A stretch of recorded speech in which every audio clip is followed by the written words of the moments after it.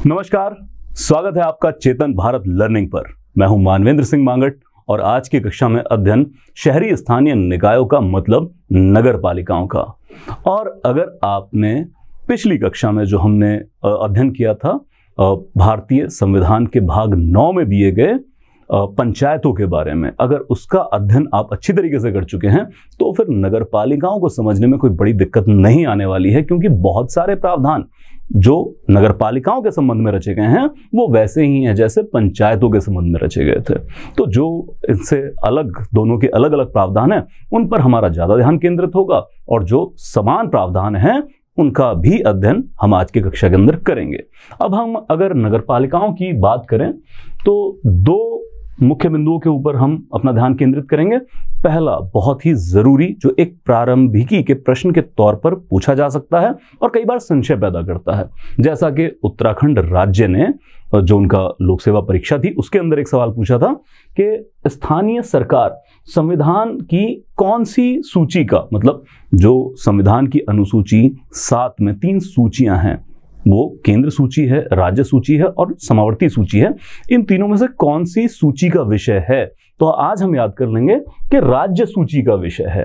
अनुसूची 7 के तहत जो राज्य सूची बनाई गई है उसका एक विषय है हमारे पास स्थानीय सरकारें। तो चाहे पंचायत के मसले हों चाहे नगर पालिकाओं के मसले हों, इन पर कानून को अधिनियमित करने की जो अधिकार है वो राज्य को दिया गया, राज्यों के विधानमंडलों को दिया गया। तो एक प्रारंभिक का प्रश्न हमारा तैयार है।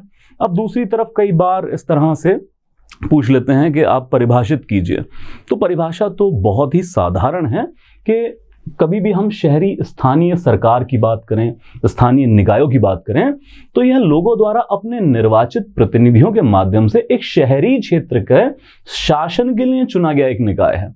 अब ये याद रखेंगे, जब हम ग्रामीण क्षेत्र की बात करेंगे तो पंचायत हो जाएगी, जब शहरी क्षेत्र की बात हो रही है तो फिर वो नगर पालिका के संबंध में परिभाषा होगी। और साथ ही ये इसका अधिकार क्षेत्र एक विशिष्ट शहरी क्षेत्र तक ही सीमित है, और उस शहरी क्षेत्र को जो उसके परिसीमन का या रेखांकन करने का काम है वो राज्य सरकार द्वारा करती है। तो कहना मैं चाहता हूं कि एक शहर और उसकी सीमाओं को रेखांकित करेगी, विधि द्वारा अधिनियमित करेगी राज्य सरकारें, और उस शहर तक अधिकार क्षेत्र सीमित होगा किसी भी स्थानीय शहरी निकाय का या नगर पालिका, जिसकी 3 अलग अलग किस्में हैं। हम आगे वर्गीकरण देख लेंगे, जिसमें नगर निगम हो सकते हैं, नगर पालिका हो सकती है, या फिर नगर पंचायत के तौर पर भी एक संस्था बनाई जा सकती है।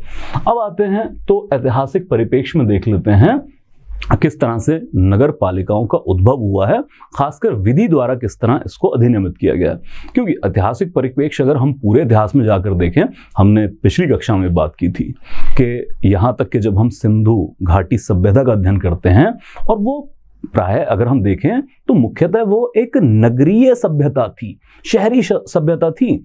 गांव बहुत कम उसमें जिक्र मिलता है और शहर ही ज्यादा बसाए गए थे। तो चाहे वो हड़प्पा, मोहनजोदाड़ो या ऐसे अनेक शहर हों, तो विद्वानों का, जानकारों का ये मानना है कि ऐसे शहर ये तभी स्थिर रह सकते हैं, यहाँ पर व्यवस्था तभी कायम रह सकती है जब नगर पालिका जैसी कोई ना कोई संस्था यहाँ पर कार्य कर रही हो। जिस प्रकार वहाँ पर नालियों की बनावट थी, फिर उनका रखरखाव था, सड़कों का रखरखाव था, और जो वहाँ पर सभागार हुआ करते थे जहाँ पर लोगों के इकट्ठे होने के प्रमाण मिलते हैं, मतलब प्रमाण लिखित तौर पर तो नहीं मिलते हैं, परंतु उन जगहों के अध्ययन से जो पुरातत्ववेत्ता हैं वो बताते हैं कि भाई ये कुछ ऐसे थे जो जहां पर कुछ स्थानों पर जैसे स्नानागार हैं कि सारे ही लोग इकट्ठे होते थे यहाँ पर। तो ऐसी जगहों को स्थिर तौर पर चलाने के लिए आपको कोई ना कोई नगर पालिका जैसी संस्था चाहिए। हालांकि इसके लिखित साक्ष्य हमारे पास नहीं है, ये जानकारों का मानना है। उसके बाद अलग अलग टाइम में, अलग अलग वक्त पर, अलग अलग तरीके से जो हमारी नगर पालिका की व्यवस्था, इसका उद्भव होता रहा। हम सीधा आते हैं अपने परीक्षा के दृष्टि से कि कौन कौन से तथ्य हमें याद रखने होंगे। तो उसमें याद रखेंगे कि एक तो जो हम जब आज के आधुनिक युग की बात करते हैं तो ब्रिटिश शासन के दौरान ही उद्भव हुआ, और साथ ही सबसे महत्वपूर्ण जो तथ्य याद रखना है वो ये है कि पहला नगर निगम कब स्थापित और कहां स्थापित हुआ भारत में। तो याद रखेंगे 1688 में ये मद्रास में स्थापित किया गया था। मैं फिर से दोहराता हूं, पहला नगर निगम आधुनिक भारत में 1688 में मद्रास में स्थापित किया गया। अब कुछ किताबें इसे 1687 भी लिख देती हैं और कई जगह 87-88 लिखा हुआ है, तो वही फर्क है कि एक साल 87 में कानून को अधिनियमित किया गया, 88 में उसकी सही में स्थापना कर दी गई संस्था की। तो 87-88 जो भी हो उससे संशय में नहीं आना है। फिर आगे आते हैं तो 1726 में बॉम्बे और कलकत्ता में नगर निगमों की स्थापना की गई। ये दूसरे बड़े नगर निगम बनाए गए। अब ये जरूर याद रखें कि हम बात कर रहे हैं कि पहला नगर निगम कब बना, वो 1688 में स्थापित कर दिया गया था। ये बहुत पुरानी बात हो रही है। मतलब तब तक ये माना जाता था कि ब्रिटिश राज भी यहाँ पूरी तरह से स्थापित नहीं हुआ है, बल्कि उस वक्त तो कंपनी राज ही चल रहा था और वो भी पूरे भारत में अच्छे से स्थापित नहीं था। आपको मद्रास 1687-88 याद रखना है। आगे चलते हैं तो फिर कुछ अहम पड़ाव जो याद रखने लायक हैं परीक्षा की दृष्टि से, जैसे 1870 में लॉर्ड मेयो लेकर आए थे एक संकल्प पत्र वित्तीय विकेंद्रीकरण पर, और वित्तीय विकेंद्रीकरण में स्थानीय निकायों के विकास की कल्पना की गई थी। और इससे भी ज्यादा अहम महत्वपूर्ण ये लॉर्ड रिपन का आपने नाम याद रखना है। तो लॉर्ड रिपन 1882 में एक संकल्प पत्र लाए थे जिसमें स्थानीय स्वशासन को ज्यादा मजबूत करने की बात की गई थी कि इनको भाई पैसे की भी हम जो पूर्ति है वो करेंगे और इसके साथ अधिकार भी दिए जाएंगे, ऐसा एक संकल्प पत्र बनाया गया था। और इसी वजह से लॉर्ड रिपन को भारत में स्थानीय स्वशासन का जनक भी माना जाता है। मतलब जब ऐसा प्रश्न आता है तो यह तय करना बड़ा मुश्किल है कि इसको भारतीय राज व्यवस्था से संबंध करके पूछ रहे हैं या इतिहास से संबंधित होकर यह प्रश्न है, परंतु दोनों जगह यह प्रश्न पूछा जा सकता है कि भारत में स्थानीय स्वशासन के जनक के तौर पर किसको जाना जाता है। हम लॉर्ड रिपन को याद कर लेंगे।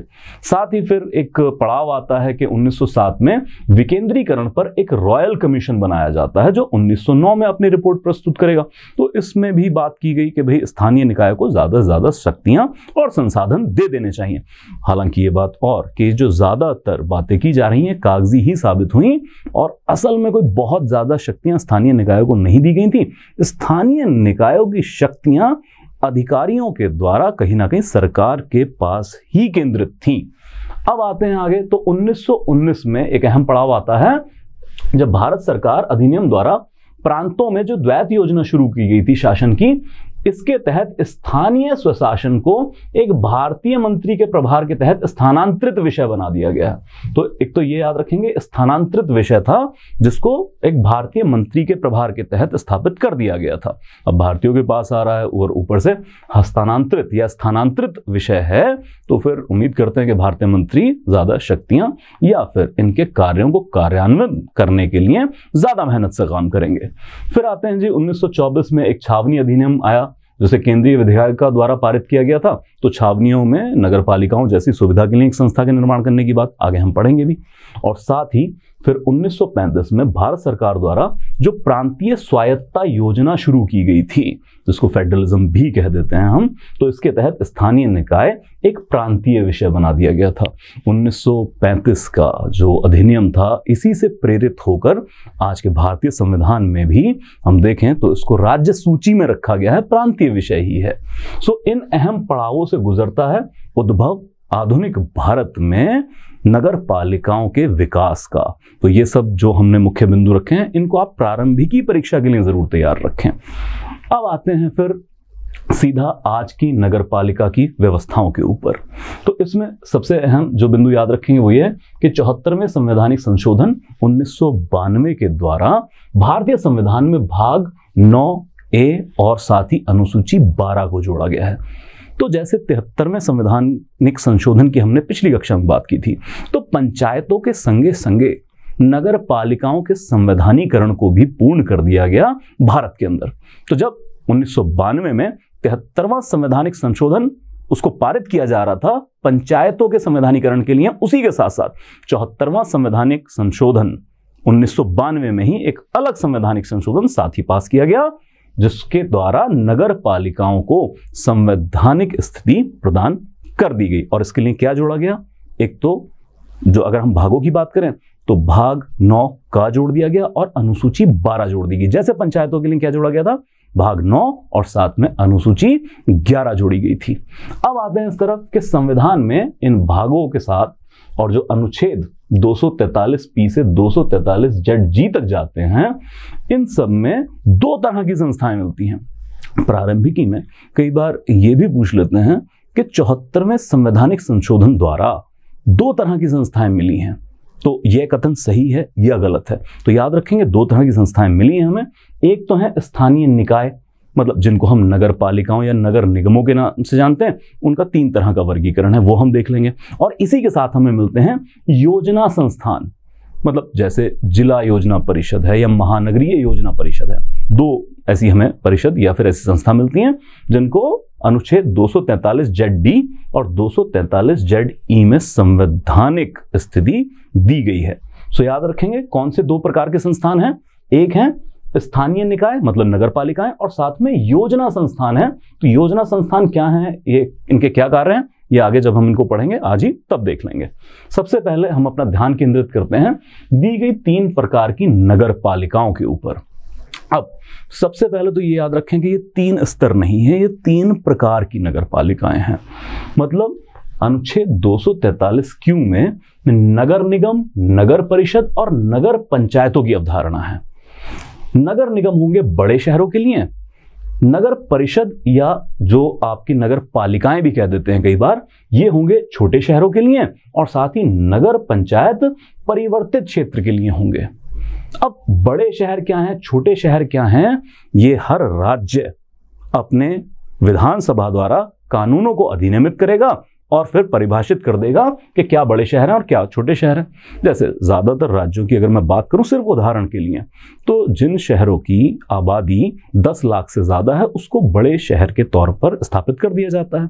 परंतु यह एकमात्र जो है वो बेस नहीं होगा, इसके अलावा भी और काफी मानदंड होते हैं जिनके द्वारा किसी शहर को बड़ा शहर और छोटा शहर, जैसे उसका क्षेत्रफल कितना है, घनत्व कितना है आबादी का, ऐसे और मानदंडों के साथ भी बड़े और छोटे शहर को परिभाषित किया जाता है राज्य द्वारा अधिनियमित कानून के तहत। तो जो वहां परिभाषा होगी हर राज्य की, उसके हिसाब से बड़े शहर और छोटे शहर हो जाएंगे। मतलब यदि आप जिस शहर में रहते हैं, आप जिस शहर में पढ़ते हैं, काम करते हैं, यदि वहां नगर निगम है, यदि वहां महापौर, मेयर का पद है, तो फिर आप निश्चिंत हो जाइए, आपके यहाँ सबसे बड़ी जो मानी जाती है वह नगर पालिका है नगर निगम के तौर पर। इसके अलावा यदि नगर परिषद है तो छोटा शहर है राज्य की परिभाषा के अनुसार। और इसके अलावा ये नगर पंचायत क्या है, मतलब पंचायत तो हमने ग्रामीण क्षेत्र देखे थे ऊपर से, नगर मतलब शहरी सभ्यता, तो ये दोनों मिलके कैसे आ रहे हैं, तो याद रखेंगे ये परिवर्तित क्षेत्र के लिए है। परिवर्तित मतलब वो इलाका जो गांव से शहर बनने की ओर अग्रसर हो चुका है, ना वो गांव ही रहा है ना ही अभी शहर बन पाया है परिभाषा के अनुसार, तो उसको परिवर्तित क्षेत्र कहते हैं। अंग्रेजी में ट्रांजिशनल एरिया, अभी ट्रांजिशन में है, अभी सफर में है, गांव से शहर बनने की ओर अग्रसर तो हुआ है पर अभी शहर नहीं बन पाया, अभी शहर बनने के सफर में है। अब इसका भी क्या मानदंड होगा, यह भी राज्य का कानून ही बताता है। तो यहां पर भी अलग अलग राज्यों के अलग अलग मानदंड है। जैसे कि हो सकता है कुछ राज्यों के अंदर वही सारे मापदंड होते हैं, बस उसमें जो संख्या बल होता है वो बदल जाता है। जैसे कि हो सकता है कि कितने किलोमीटर का क्षेत्रफल है, आबादी का घनत्व क्या है, या फिर जो कर वहां से वसूला जा रहा है वो मान लीजिए 70% या 75% वो गैर कृषि संसाधनों से आ रहा है जो कर वसूला जा रहा है, और बाकी का वो कृषि संसाधनों से आ रहा है। तो इस तरह के मानदंड बनाकर परिवर्तित क्षेत्र की परिभाषा भी तय कर दी जाती है। तो 3 तरह की नगर पालिकाएं या 3 तरह के स्थानीय शहरी निकाय, लेकिन 3 अलग अलग क्षेत्रों के लिए। बड़े शहरों के लिए नगर निगम, छोटे शहरों के लिए नगर परिषद और परिवर्तित क्षेत्रों के लिए नगर पंचायतों की अवधारणा है। अब हम ये क्यों कह रहे थे शुरुआत में कि ये 3 तरह की 3 प्रकार का वर्गीकरण है, ये 3 स्तरीय नहीं है। तो 3 स्तरीय नहीं इसलिए नहीं है क्योंकि जब हमने पंचायतें देखी थी वहां पे 3 स्तर की प्रणाली है, क्योंकि वो आपस में कनेक्टेड है, जुड़ी हुई है। कैसे? एक व्यक्ति जो किसी गांव में रह रहा है वो अपने ग्राम पंचायत का जब वहां पर चुनाव होता है उसमें भी मतदान करता है, फिर जिस ब्लॉक में उसका गांव पड़ता है उस ब्लॉक समिति में भी मतदान करता है जब सदस्य चुने जाएंगे, और फिर जिस जिले में उसका गांव पड़ता है तो जब जिला परिषद चुनी जाएगी तब उसमें भी मतदान करेगा। प्रत्यक्ष चुनाव से ही तीनों के सदस्य चुने जाते हैं। तो इस तरह से तीनों में एक लिंक बन जाता है। तो वहां पर 3 स्तरीय है, एक के ऊपर एक स्तर, ऐसी अवधारणा रखी गई है। लेकिन यहां पर स्तर की कोई बात नहीं की गई है। यहां पर 3 प्रकार की नगर पालिका हैं जो 3 अलग अलग क्षेत्रों के लिए आपस में इनका कोई संबंध नहीं है। ये आपस में पूरी तरह से अलग है। ऐसा नहीं है कि नगर पंचायत में जो व्यक्ति मतदान करता है वो नगर परिषद या फिर नगर निगम में भी मतदान करेगा। भाई इसका तो वो क्षेत्र ही नहीं है। हमने पहले ही बात की है, राज्य के कानून द्वारा एक क्षेत्र निश्चित कर दिया जाता है और संबंधित नगर निगम या नगर पालिका सिर्फ उस क्षेत्र के लिए काम करती है। जिले को समझ लेते हैं। देखिए, मान लीजिए आपका जिला है कोई भी।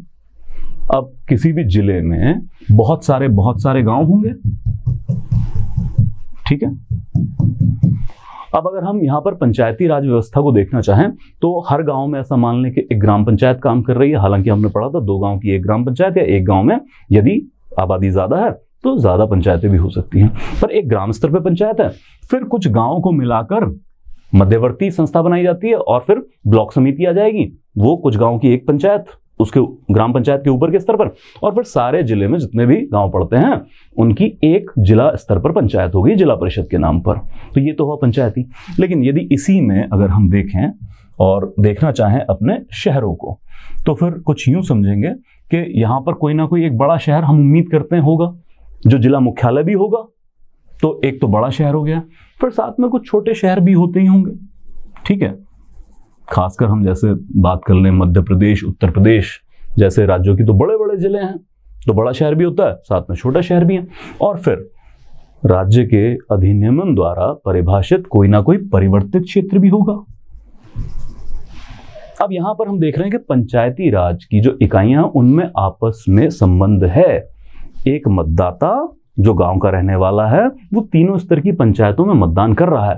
परंतु जब हम शहरों की तरफ आते हैं और नगर निगम की अवधारणा को समझते हैं, तो नगर निगम में या फिर नगर पालिकाओं में वही व्यक्ति मतदान करेगा जो उस शहर का निवासी है। मतलब बड़े शहर के जो भी निवासी होंगे वो सिर्फ अपने नगर निगम में मतदान करेंगे। इसके अलावा जो परिवर्तित क्षेत्र में रह रहे हैं वो अपनी नगर पंचायत के लिए मतदान करेंगे, और जो छोटे शहर में हैं वो अपनी नगर पालिका के लिए मतदान करेंगे।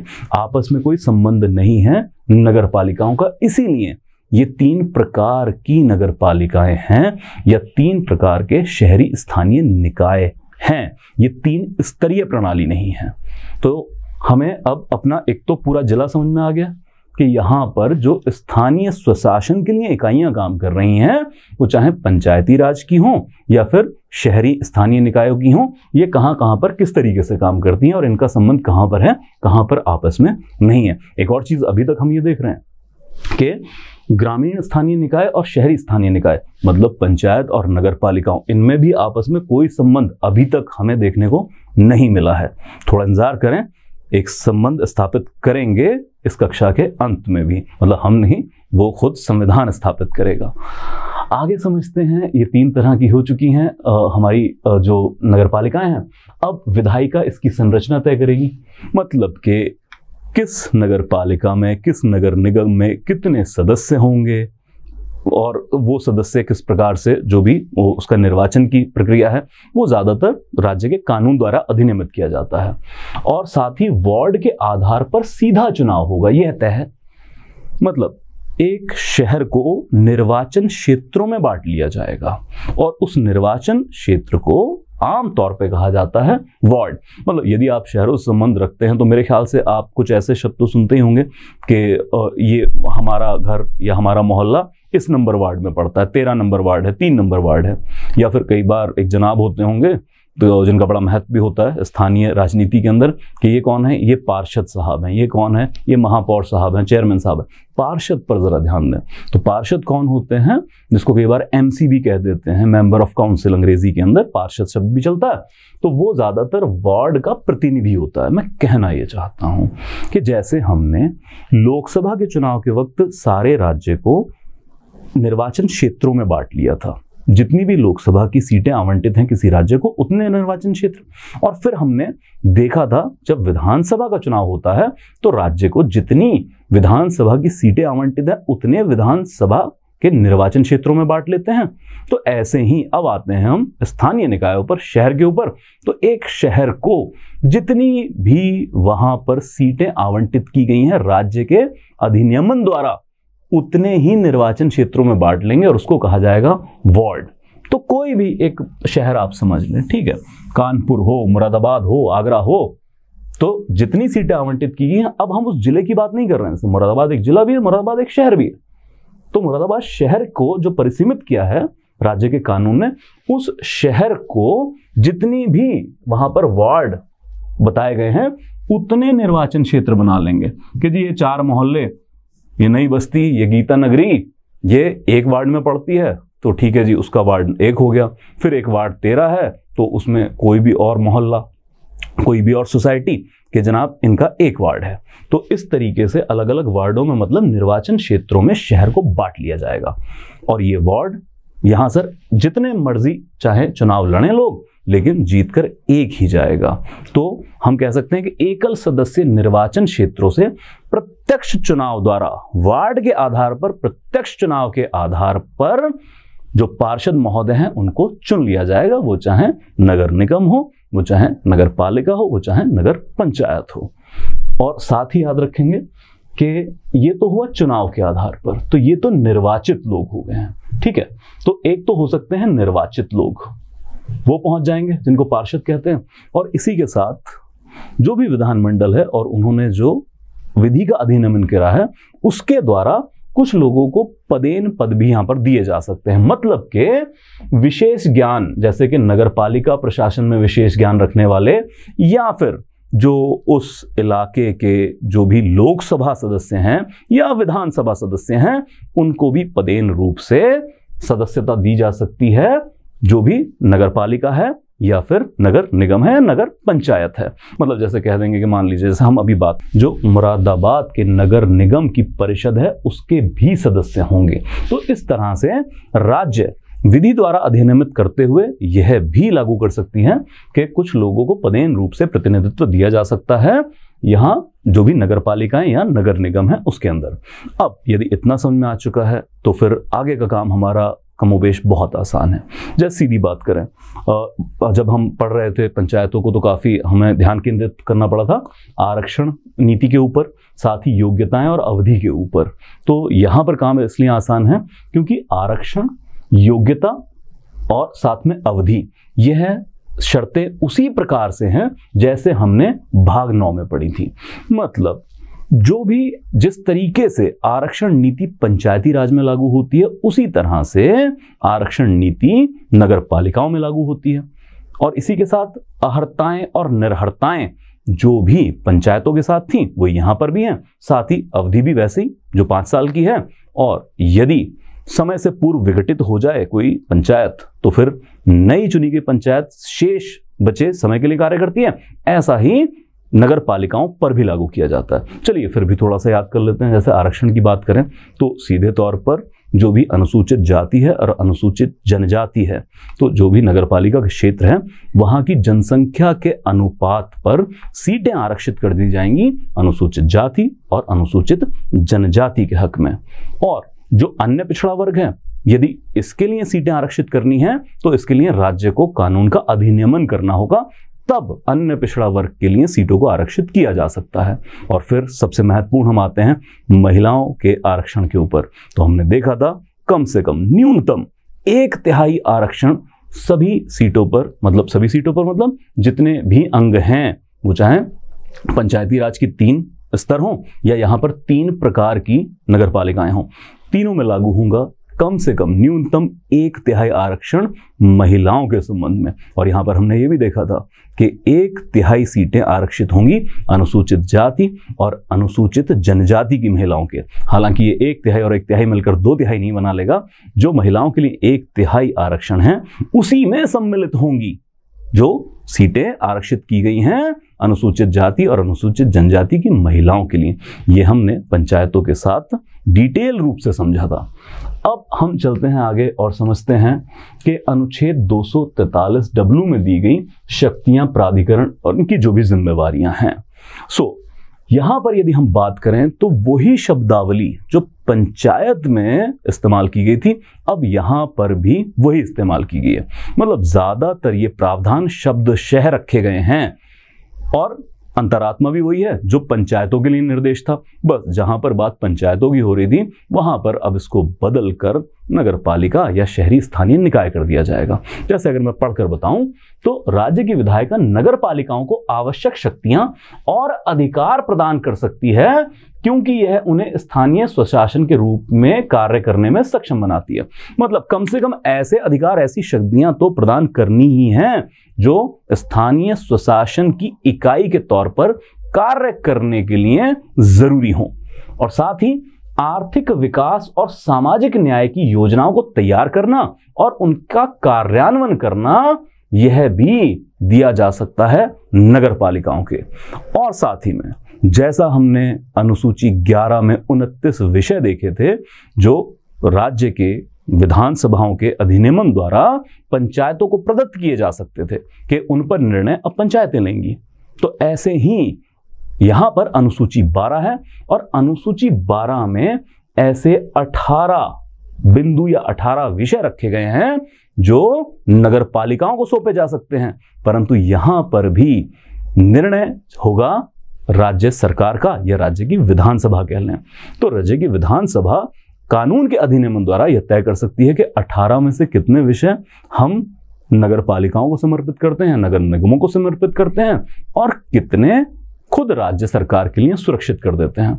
तो वही उदाहरण जैसे हमने कहा था कि मान लीजिए उत्तर प्रदेश के योगी आदित्यनाथ सरकार और वहां की विधानसभा यह निर्णय लेती है कि 18 के 18 विषय हम दे देते हैं नगर पालिकाओं को, भाई आप स्थानीय निकाय खुद देखें स्थानीय शासन, तो भी ठीक है। हरियाणा के अंदर खट्टर साहब कहते हैं कि नहीं 18 में से सिर्फ 10 देंगे और बाकी के 8 हम सुरक्षित रखते हैं, सरकार उस पर सरकार निर्णय लेगी, तो भी ठीक है। और भगवंत मान साहब पंजाब में कह देते हैं कि 18 में से 2 दे दूंगा, बाकी सब सुरक्षित रख, तो भी ठीक है। मतलब वही निष्कर्ष के किसी राज्य में नगर निगम या नगर पालिकाएं मतलब स्थानीय शहरी निकाय ये कितने शक्तिशाली हैं, कितने कार्यों को कार्यान्वित कर सकते हैं, यह निर्भर करता है उस राज्य में जो कानून का अधिनियमन किया गया है वहां की विधानसभा के ऊपर या फिर सीधे तौर पर कहें वहां की सरकारों के ऊपर।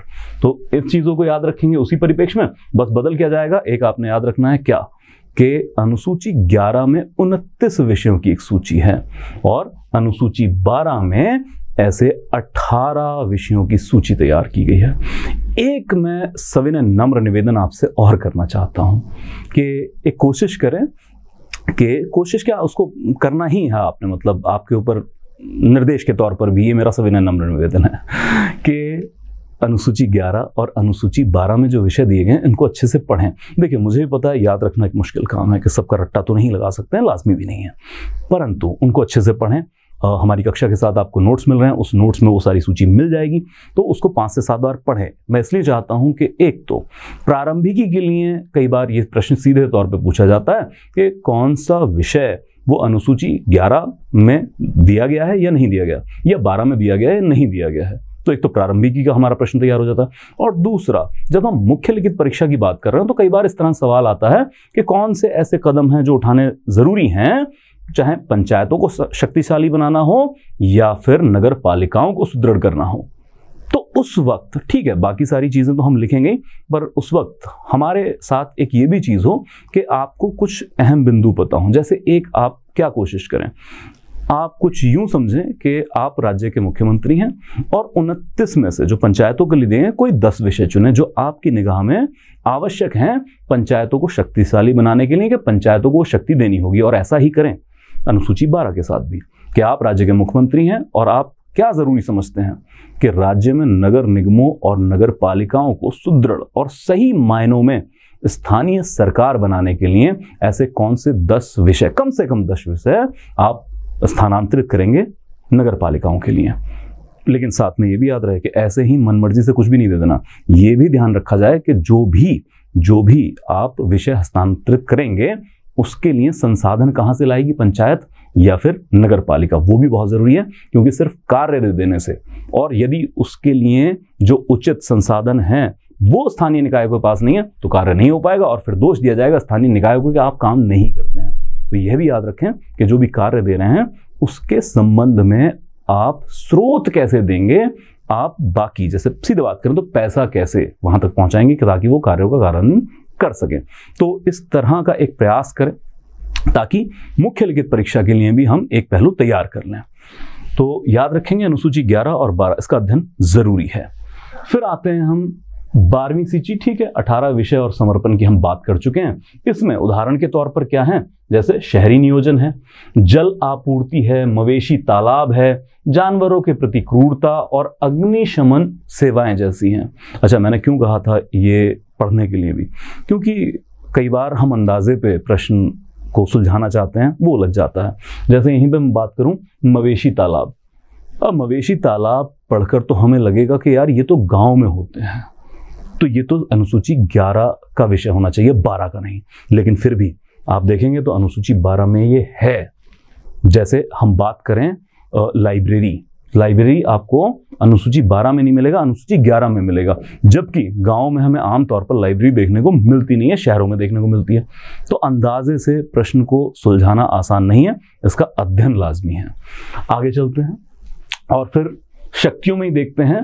अनुच्छेद 243X में दी गई कराधान की शक्तियां, वही शब्दावली इस्तेमाल की गई है जो हमने भाग 9 पंचायतों के लिए देखी थी। मतलब के राज्य कानून के अधिनियमन द्वारा स्थानीय शहरी निकायों को कराधान की शक्ति भी दे सकता है, कर लगाना, उसको एकत्रित करना और फिर उसको इस्तेमाल कर लेना। और साथ ही जो भी राज्य सरकार का अधिनियमन है वह यह भी तय कर सकता है कि कौन से करों को आपस में बांट लिया जाएगा।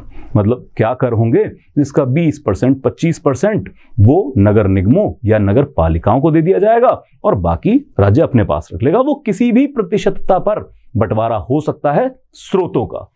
अब जैसे हम समझें कि नगर पालिकाओं को कर, शुल्क, पथकर आदि प्रदान भी किए जा सकते हैं, लगाने की शक्ति, एकत्रित करने की शक्ति और इस्तेमाल करने की शक्ति भी दी जा सकती है। और साथ ही क्योंकि अब वो पैसा आप नगर पालिकाओं तक पहुंचा रहे हैं तो उस पैसे की सही संभाल करने के लिए निधि भी बनाई जा सकती है और साथ ही राज्य से सहायता अनुदान तो दिए ही जा सकते हैं नगर पालिकाओं को।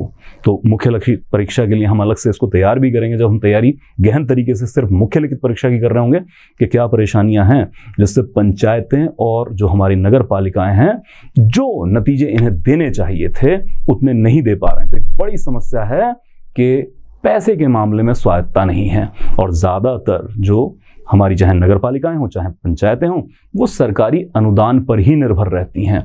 और हम तो ये जानते ही हैं कि खुद चाणक्य ने भी कहा था कि राज्य का आधार अर्थ है।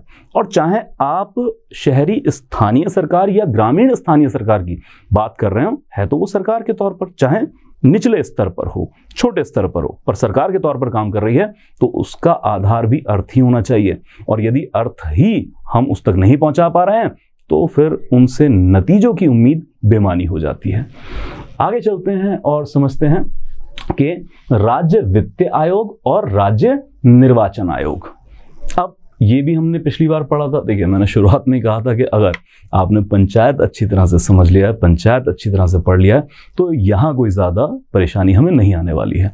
तो यहाँ पर समझ लेते हैं कि राज्य वित्त आयोग और राज्य चुनाव आयोग, अनुच्छेद भी वही हैं 243I और 243K।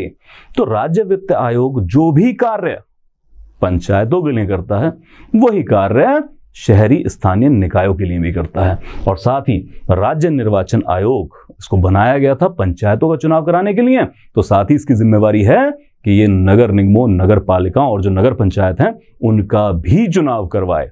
तो अब इन दोनों की क्या शक्तियां, क्या कार्य हैं, यदि आपको अच्छे से याद है तो बहुत अच्छी बात है। और अगर कोई संशय है तो आप पिछली कक्षा में वापस जाएं, वहां से इन दोनों के कार्य शक्तियां समझें और बस जहां जहां पंचायत शब्द का जिक्र आया है वहां हटाकर आप शहरी स्थानीय निकाय कर दें, वही शब्दावली यहां हो जाएगी। जो काम ये दोनों करते हैं, ये दोनों जो आयोग हैं ये करते हैं पंचायतों के लिए, वही ये नगर पालिकाओं, नगर निगमों के लिए भी करते हैं। और फिर आते हैं हम योजना संस्थान। अच्छा, योजना संस्थान पर हम पहुंच जाएंगे। इससे पहले बस एक बात मैं आपसे और साझा करना चाहता हूं कि हमने ये सारा देख लिया है किस तरीके से ये कार्य करती हैं और परीक्षा की दृष्टि से भी हम समझ चुके हैं, लेकिन फिर भी मैं चाहता हूं कि इन चीज़ों को और थोड़ा गहराई से समझने के लिए एक बात पर और ध्यान केंद्रित कर लें। हालांकि पूछा तो कम ही जाता है परीक्षा में, बट फिर भी हमें पता होना चाहिए, और खासकर मुख्य लिखित परीक्षा में एक उदाहरण के तौर पर, मतलब वो लिखना होता है तो उसको समझ लें कि जैसे नगर निगम का मैं उदाहरण ले लूँ, तो एक प्रश्न पूछा जा सकता है कि कैसे नौकरशाहों का ही कब्जा है हमारे स्थानीय शहरी निकायों के ऊपर भी। तो यहाँ पर अगर मैं इनके अंगों की बात करूं, जैसे मैं नगर निगम के अंगों की बात करूं, तो यहाँ पर एक तो होती है परिषद। अब परिषद क्या है? सारे पार्षदों के समूह को ही परिषद कह दिया जाता है, और परिषद का जो भी अध्यक्ष होगा उसको नगर निगम में कहा जाता है महापौर, मेयर। अब ये भी याद रखें कि महापौर जो मेयर है, ये ज्यादातर राज्यों में ये अप्रत्यक्ष रूप से ही चुना जाते हैं। तो अप्रत्यक्ष रूप मतलब जब नगर निगम का चुनाव हो रहा है तो सिर्फ पार्षदी का चुनाव हो रहा है, पार्षद चुने जा रहे हैं अलग अलग वार्डों से, और फिर ये जो पार्षद चुने जाते हैं ये आपस में मिलकर एक महापौर चुन लेते हैं, मेयर चुन लेते हैं। भारत में यह अप्रत्यक्ष रूप से चुने जाते हैं। हाँ, हम अगर पश्चिमी देशों की बात करें वहां प्रत्यक्ष जरूर है, भारत में अप्रत्यक्ष रूप से है। और यह भी याद रखें कि बहुत शक्तिशाली पद नहीं है, मतलब कई जगहों पर तो यह भी लिखा जाता है कि बस इस परिषद के संचालक के तौर पर काम करते हैं, उससे ज्यादा शक्तियां इनके पास नहीं है। अब फिर भी अगर आपको लगता हो कि नहीं जी हमारे शहर में तो महापौर की बात बहुत ज्यादा चलती है, या फिर उसका कहना तो कोई अधिकारी टाल नहीं सकता, देखिए वो इस वजह से है कि जो महापौर होता है वो आम तौर पर एक प्रतिष्ठित राजनेता भी होता है, या राजनीति में गहन पैठ वाला व्यक्ति होता है। उस आधार पर उसके टेलीफोन को अनदेखा नहीं किया जाता है। परंतु यदि मैं महापौर के पद से जुड़ी हुई शक्तियों की बात करूं कानूनी रूप से, तो कोई ऐसी विशिष्ट शक्तियां यहां पर नहीं हैं, और ज्यादातर जो कार्य हो रहा होता है परिषद का, वो परिषद के अंदर जो पारित किए जाते हैं प्रस्ताव उनके द्वारा हो रहा होता है। तो एक हमें परिषद समझ में आ चुकी है और इनके अध्यक्ष समझ में आ चुके हैं, और परिषद अपने ज्यादातर काम करती है समितियों द्वारा। तो इसमें बहुत सारी समितियां बना ली जाती हैं, जैसे जो भी काम दिए गए हैं, मान लीजिए नगर पालिका को, या हम नगर निगम का इस वक्त उदाहरण ले रहे हैं, तो मान लीजिए वो जो हमारी अनुसूची 12 में 18 विषय हैं, उनमें से जितने काम दे दिए गए, मान लीजिए जल की आपूर्ति की बात दे दी गई है, या फिर प्राइमरी शिक्षा का जो विषय है वो इनको दे दिया गया है, तो अपने आपस में समितियां बना लेंगे कि भाई ठीक है 8-10 पार्षद आप आ जाइए और आप शहर के अंदर जल आपूर्ति की व्यवस्था देखेंगे, भाई 8-10 आप आ जाइए, आप शहर में ट्रैफिक और पार्किंग की व्यवस्था देख लीजिए, या फिर क्योंकि अग्निशमन जैसे भी कुछ हैं तो उनसे जो भी जुड़ी हुई शक्तियां आप उनके बारे में काम कर लीजिए।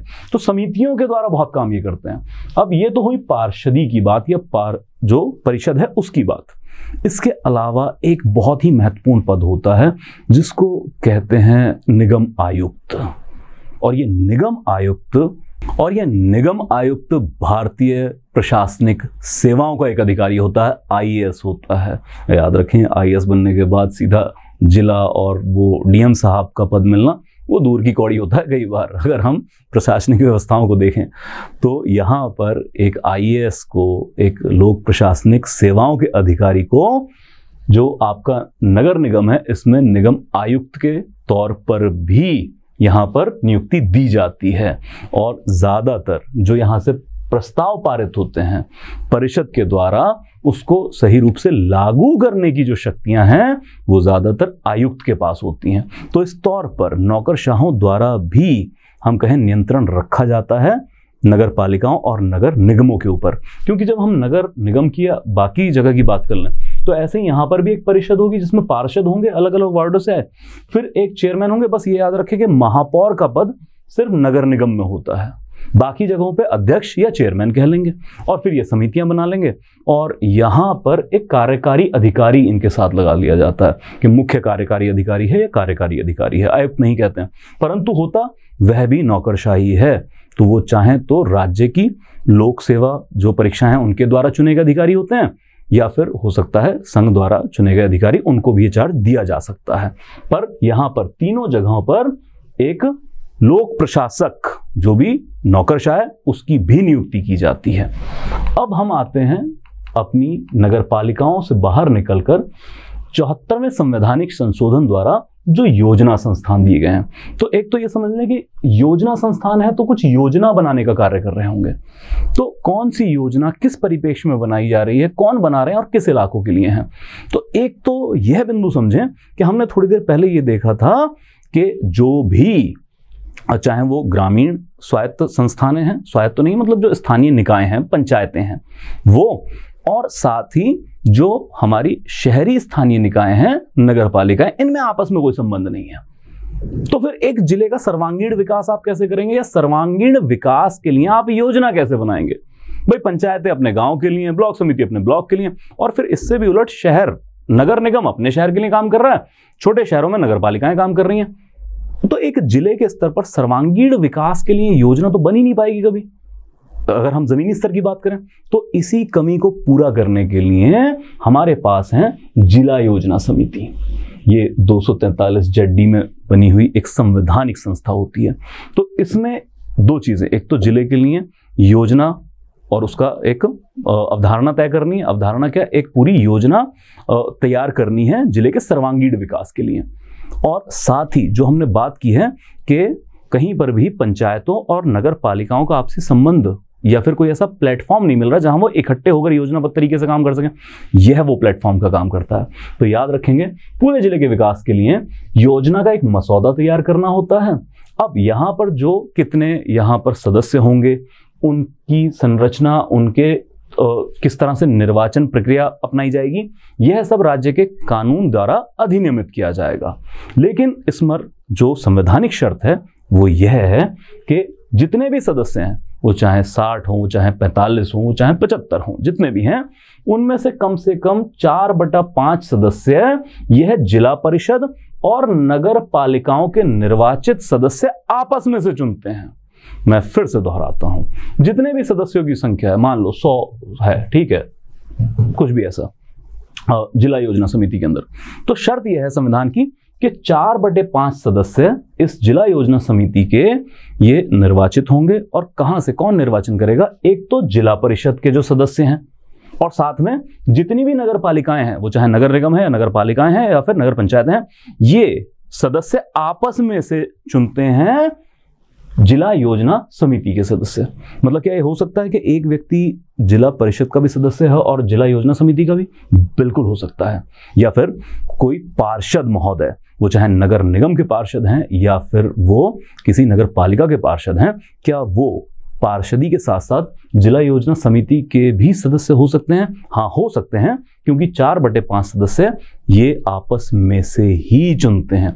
अब कितने सदस्य शहरी स्थानीय निकाय से आएंगे और कितने सदस्य आएंगे ग्रामीण स्थानीय निकाय मतलब पंचायत जिला परिषद से? तो यह एक तो राज्य की तो नहीं, जो जिले की आबादी उस पर निर्भर करता है और राज्य के कानून द्वारा अधिनियमित किया जाता है। तो इस तरह से दो हमारे मसले हल हो गए हैं। एक, हमें एक प्लेटफॉर्म मिल गया है जहां पर ग्रामीण प्रतिनिधित्व हो जाएगा और शहरी प्रतिनिधित्व हो जाएगा, वो स्थानीय स्तर का। और फिर जिले के सर्वांगीण विकास के लिए एक ये मसौदा तैयार करेंगे। वो अलग बात कि इनकी जो भी जो सुझाव हैं, ये सब के सब परामर्शी रूप में होते हैं। मतलब ये जिले के सर्वांगीण विकास के लिए एक मसौदा तैयार करेंगे और फिर उसको राज्य सरकार को भेज देंगे। हर जिले से इस तरह से पहुंचेगा राज्य स्तर पर, लेकिन ये परामर्शी रूप में होंगी, राज्य सरकार पर बाध्यकारी नहीं होंगी। अब यहां पर देखिए, एक और हम संबंध स्थापित करें। जब कभी योजना आयोग का दौर हुआ करता था तो केंद्र में एक योजना आयोग हुआ करता था, प्लानिंग कमीशन। साथ ही हर राज्य स्तर पर इस तरह के योजना बोर्ड या योजना आयोग की कोई ना कोई संस्था होती थी।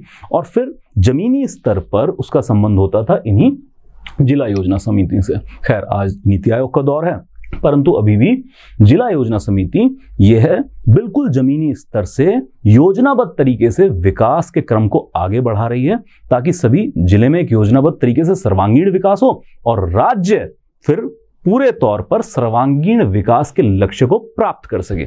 यह महत्ता है जिला योजना समिति की। और फिर इसी तर्ज पर आधारित है महानगरीय क्षेत्रों के लिए महानगरीय योजना समिति। ये 243 ZE में एक संवैधानिक संस्था है।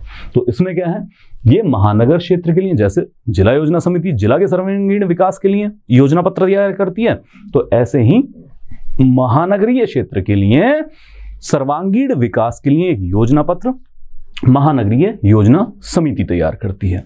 अब इसकी भी जो संरचना है और इसके चुनाव का तरीका है, यह राज्य के कानून द्वारा अधिनियमित किया जाएगा। और यहाँ पर शर्त क्या है, तो यहाँ पर 2/3 सदस्यों की शर्त है। मतलब राज्य के कानून द्वारा बताया जाएगा कि महानगरीय योजना समिति में कितने सदस्य होंगे, वो चाहे 45 हो, 60 हो, 75 हो, 100 हो। लेकिन संवैधानिक शर्त यह है कि उसके कम से कम 2/3 सदस्य महानगर क्षेत्र में जो नगर पालिका हैं उनसे, और पंचायत के जो भी प्रधान हैं, सरपंच हैं, वो आपस में चुनेंगे। यहाँ पे थोड़ा सा बदल गया है क्या, हालांकि देखिए फार्मूला तो वही है कि सदस्यता होनी चाहिए, प्रतिनिधित्व होना चाहिए ग्रामीण स्थानीय निकायों का और फिर शहरी स्थानीय निकायों का, दोनों का। लेकिन यहाँ पर किस तरह से चीजें बदली गई हैं, एक तो जितनी भी नगर पालिकाएं हैं महानगरीय क्षेत्र में, वो उसके सदस्य आपस में से चुनेंगे, और साथ ही जो भी पंचायतों के अध्यक्ष हैं वो आपस में से चुनेंगे। तो फिर वही काम यहां पर हो रहा है, एक प्लेटफॉर्म, और महानगरीय क्षेत्र के लिए या उस क्षेत्र के सर्वांगीण विकास के लिए एक योजनाबद्ध तरीके से योजना तैयार की जा रही है, और इसकी भी जो सुझाव होंगे वो परामर्शी रूप में होंगे, राज्य पे बाध्यकारी नहीं होंगे। अब आगे चलते हैं और समझते हैं शहरी सरकारों या फिर शहरी स्थानीय निकायों के अन्य प्रकार। देखिए जितना संवैधानिक व्यवस्था है वो हम समझ चुके हैं, इसके इतर भी कुछ संस्थाएं ऐसी हैं जो स्थानीय निकायों के तौर पर तो काम करती हैं, परंतु वो संविधान में निर्दिष्ट नहीं की गई हैं। कहीं कानून तो कहीं राज्य अपनी कार्यकारी शक्तियों द्वारा इसको स्थापित करती है, परंतु हमें क्योंकि परीक्षा में पूछ लिया जाता है तो हमें पढ़नी होंगी, खासकर प्रारंभिकी परीक्षा के लिए। तो सबसे पहले देखेंगे सांविधिक निकाय, मतलब राज्य या केंद्र जब कानून के अधिनियमन द्वारा कुछ संस्थाओं को स्थापित करता है, तो ये वो हैं संस्थाएं जो कानून द्वारा स्थापित की जाती हैं। जैसे इसमें एक है नगर क्षेत्र समिति, फिर छावनी परिषद है, साथ ही न्यास पत्तन है, और फिर विशेष प्रायोजन के लिए अभिकरण है। सबसे पहले नगर क्षेत्र समिति देखें तो ये छोटे शहरों के लिए होती है। अच्छा, इसमें छोटे शहर के लिए तो फिर म्युनिसिपैलिटी होती थी, जिसकी हमने नगर पालिका की बात की थी। तो यहाँ पर छोटे शहरों से भी ज्यादा है कि ये कस्बों के लिए होती है, जो छोटे कस्बे हैं, ठीक है, जिसको टाउन कह दिया जाता है। तो ये एक अलग प्रकार की इकाई है जो राज्य के कानूनों द्वारा अलग बनाई जाती है। अब यहां पर कुछ सीमित कार्यों के लिए, जैसे जल निकासी है या सड़कों पर प्रकाश की व्यवस्था है, ऐसे सीमित कार्यों के लिए एक नगर क्षेत्र समिति बनाई जाती है। यह पूरी तरह से निर्वाचित भी हो सकती है, पूरी तरह से नामित या आंशिक निर्वाचित और आंशिक मनोनीत भी हो सकती है, जो निर्भर करता है राज्य के कानून के ऊपर। तो सिर्फ इनकी पहचान हमें होनी चाहिए कि हम किस इकाई के बारे में बात कर रहे हैं। और फिर आती है छावनी परिषद, यहां से ज्यादा प्रश्न पूछे जाने की उम्मीद होती है। अब छावनी परिषद, पहली बात तो ये याद रखेंगे कि ये केंद्र के कानून द्वारा अधिनियमित है, और दूसरा ये अकेली ऐसा स्थानीय निकाय के तौर पर स्थापित की गई है जो सीधा सीधा रक्षा मंत्रालय के अंतर्गत आता है। मतलब यह गृह मंत्रालय के अंतर्गत भी नहीं, सीधा रक्षा मंत्रालय के अंतर्गत है। तो छावनी परिषद तो आपने कई बार सुना होगा कि हम आम जबान में कैंट बोल देते हैं कि कैंट एरिया है, कोई अंबाला कैंट है, ठीक है जी। तो इस तरह का कोई क्षेत्र जहां पर हमारी कोई फौज की यूनिट भी रह रही है और साथ में वहां पर दूसरी आबादी भी है, तो ऐसे क्षेत्र की जो नगर पालिका वाली जरूरतें हैं उनको पूरा करने के लिए एक छावनी परिषद का निर्माण किया जाता है। और साथ ही याद रखें कि आंशिक रूप से निर्वाचित होती है और आंशिक रूप से मनोनीत होती है।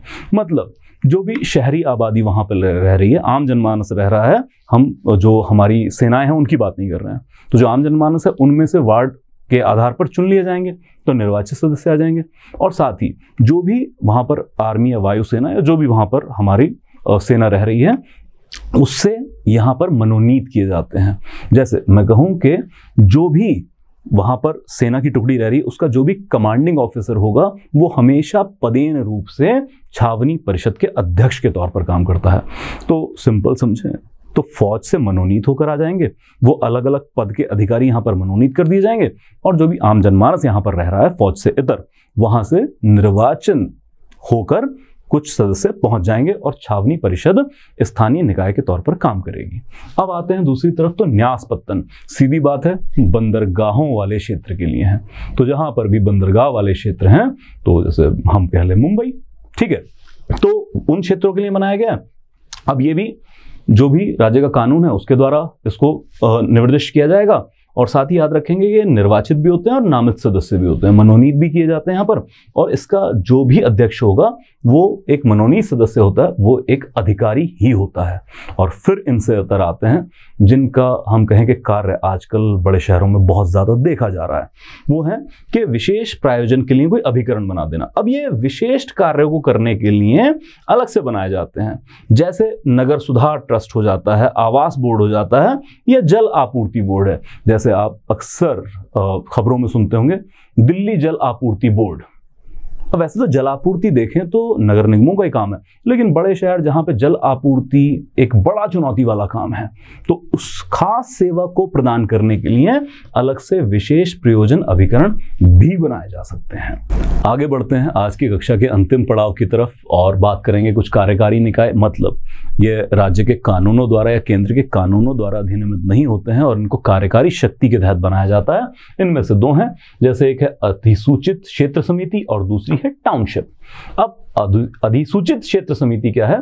कोई भी ऐसा क्षेत्र जो बहुत तेजी से विकसित हो रहा है, बहुत तेजी से विकासशील है, और उसका कारण है औद्योगिकरण।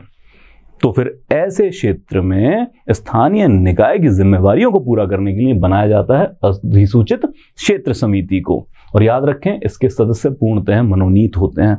मतलब आपने अपने शहरों के आसपास जो हम आजकल आमतौर पर सुनते हैं कि कोई इंडस्ट्रियल एरिया, फोकल पॉइंट, अगर ऐसे कुछ शब्द सुने हैं तो फिर आमतौर पर वहां पर होता है अधिसूचित क्षेत्र समिति का प्रावधान।